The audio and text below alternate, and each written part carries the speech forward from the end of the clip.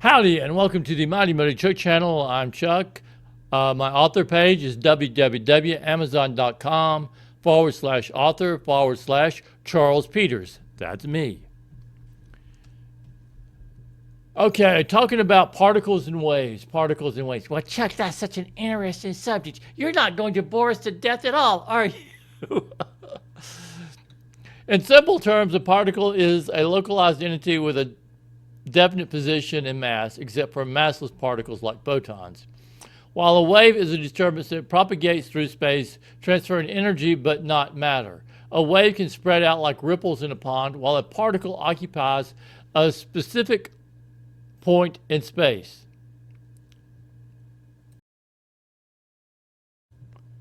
Okay, from MIT News. A famous double-slit experiment holds up when stripped to its quantum essentials. MIT physicists confirmed that, like Superman, light has two identities that are impossible to see at once. So, the double-slit experiment held up when done again. MIT physicists have performed an idealized version of one of the most famous experiments in quantum physics. Their findings demonstrate that with atomic level precision, the dual yet evasive nature of light. Their findings demonstrate with atomic level precision the dual yet evasive nature of light.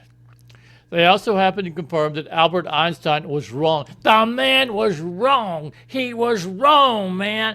Albert Einstein was wrong about this particular quantum scenario.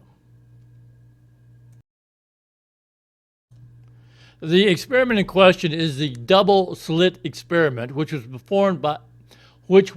first performed in 1801 by British scholar Thomas Young to show how light behaves as a wave.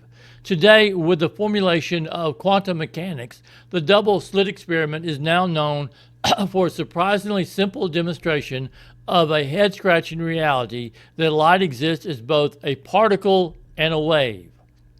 Light exists as both a particle and a wave. Light exists as both a particle and a wave. Stranger still, this duality cannot be simultaneously observed. Seeing light in the form of particles instantly obscures its wave-like nature, and vice versa. The original experiment involved shining a beam of light through two parallel slits in a screen and observing the pattern that formed on a second faraway screen. One might expect to see two overlapping spots of light, which would imply that light exists in particles, aka photons, like paintballs that follow a direct path. But instead, the light produces alternating bright and dark stripes on the screen in an interference pattern similar to what happens when two ripples in a pond meet. This suggests light behaves as a wave. Even weirder, when one tries to measure which slit the light is traveling through, the light suddenly behaves as particles and the interference pattern disappears. The double-slit experiment is taught today in most high school physics classes as a simple way to illustrate the fundamental principle of quantum mechanics, that all physical objects, including light, are simultaneously particles and waves, that all physical objects, including light, are simultaneously particles and waves. Nearly a century ago, the experiment was at the center of a friendly debate between physicist Albert Einstein and Niels Bohr. In 1927, Einstein argued that a photon particle should pass through just one of the two slits and in the process generate a slight force on that slit, like a bird rustling a leaf as it flies by.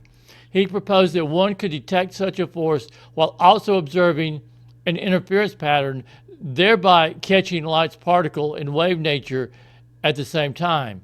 In response, Bohr applied the quantum mechanical uncertainty principle and showed that the detection of the photon's path would wash out the interference pattern. Scientists have since carried out multiple versions of the double-slit experiment, and they have all, to various degrees, confirmed the validity of the quantum theory formulated by Bohr. Now, MIT physicists have performed the most idealized version of the double-slit experiment to date. Their version strips down the experiment to its quantum essentials. They used individual atoms as slits and used weak beams of light so that each atom scattered at most one photon. By preparing the atoms in different quantum states, they were able to modify what information the atoms obtained about the path of the photons. The researchers thus confirmed the predictions of quantum theory. The more information was obtained about the path, the particle nature of light, the lower the visibility of the interference pattern was. They demonstrated what Einstein got wrong. They demonstrated what Einstein got wrong. They demonstrated what Einstein got wrong. Whenever an atom is rustled by a passing photon, the wave interference is diminished. Einstein and Bohr would have never thought that this is possible to perform such an experiment with single atoms and single photons, says Wolfgang Ketterle, Ketterle, the John D. MacArthur Professor of Physics and the leader of the MIT team. What we have done is an idealized Gedanken experiment. Now I'm not going to read through the rest of this article. You can find it at mit.edu.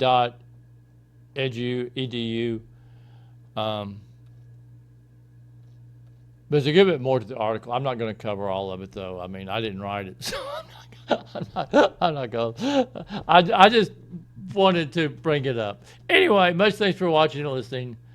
I do appreciate it now. Buy my ebooks, buy my ebooks, buy my ebooks. Please.